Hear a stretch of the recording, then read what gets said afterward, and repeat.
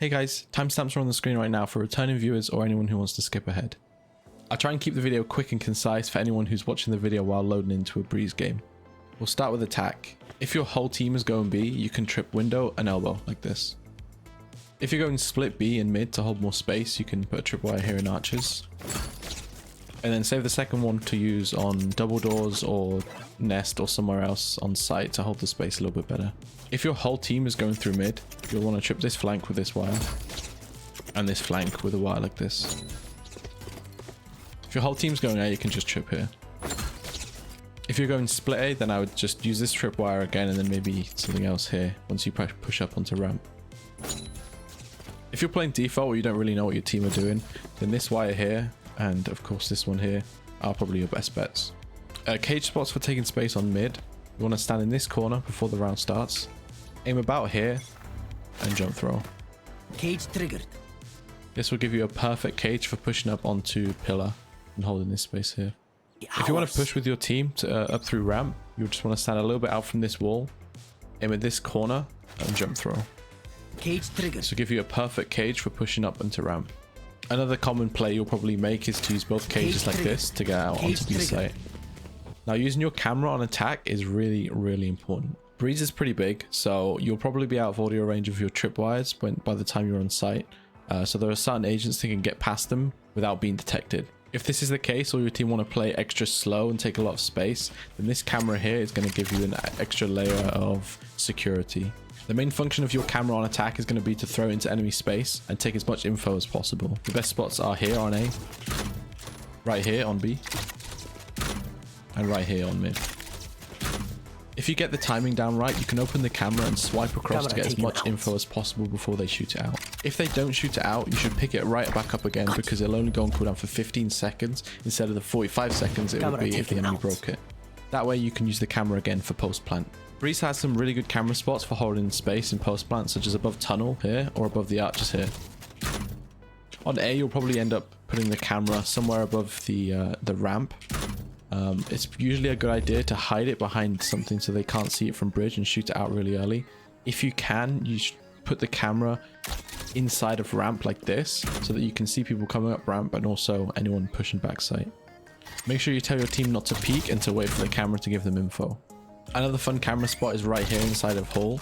You can use the dart to open the vent and it will trick the enemies into miscalling and thinking that someone's mid. Lurking is a pretty big deal on this map. It's quite hard to retake a site from just arches or just bridge. So the enemy is most likely going to go mid and try and retake from tunnel and ramp as well. When they do this, you can either wait and ambush them as they go to push into ramp, or make your presence known and try and take up the enemy's time, attention and util as they fight to get past you. Another good option is to lurk into elbow and do the same kind of thing. If you get timing up through nest, then you're in a really good position to collapse the enemy's retake on A. Lurking onto either of the sites is really difficult on this map because of how open it is, so unless your team has really good information on where everyone is, it's usually quite difficult. But it can be very rewarding if you actually pull it off. The trick is to sometimes lurk and then sometimes play with your team. That way they won't expect it. Okay, now for defense. Since they sealed off hall in the rework, A site's been a lot easier for Cypher because he doesn't need to waste a tripwire in hall. Personally, this is my favorite side to play as Cypher, but it's always a good idea to switch around a few times during the half. Best camera spot for A is definitely going to be this one up here.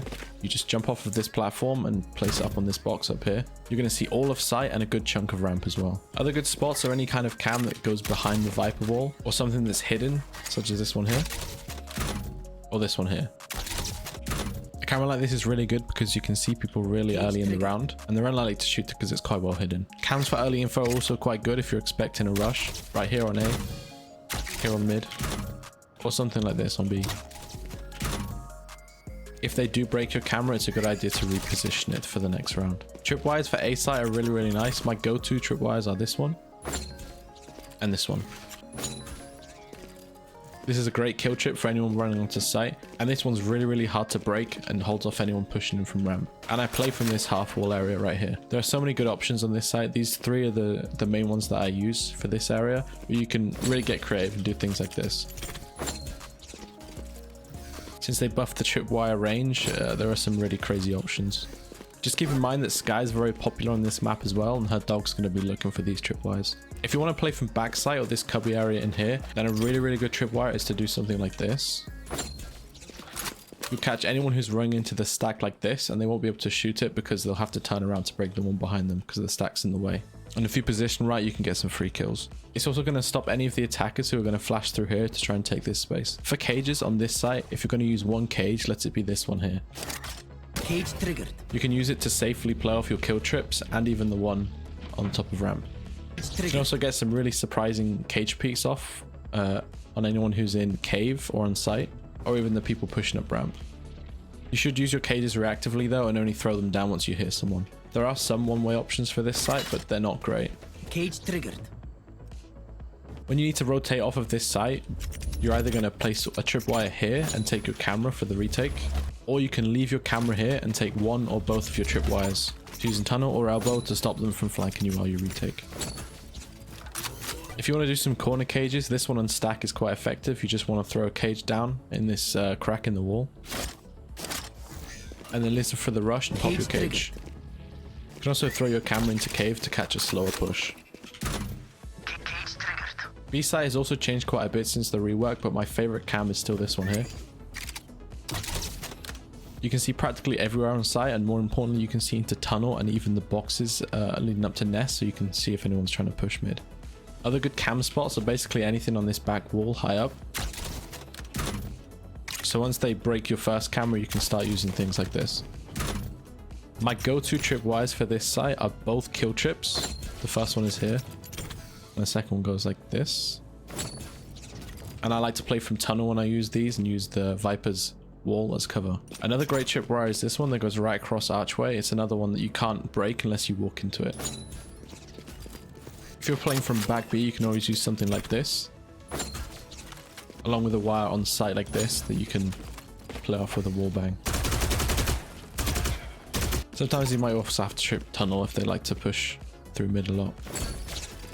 This is another site with a ton of great options, so get creative and keep switching up your tripwires every round. Generally, I like to just use my cages to reposition around site, or for something sneaky like this. Cage triggered. And of course, you can also just use them to stall a push by putting them in the chokes. Cage triggered. Cage triggered. You can make a one-way by placing your cage on this brick here. Cage triggered. But other than that, there aren't that many great options. And again, when you go to rotate, you'll either want to put one of your tripwires like this, and then take your camera, or leave the camera here and take your tripwires with you. Then place them down in elbow or in mid so that you don't get flanked while taking ramp. Lastly, we have mid. I don't usually play mid as Cypher on Breeze, but if I do, I'm probably going to use an early camera like this for info, or even one right here. You can also try an aggressive cage like this. Cage triggered. And get some really sneaky kills. Some quickfire tips: if you do get through nest but they see you, you should use a cage like this to fight anyone who's holding Cage CT. triggered. Cage triggered.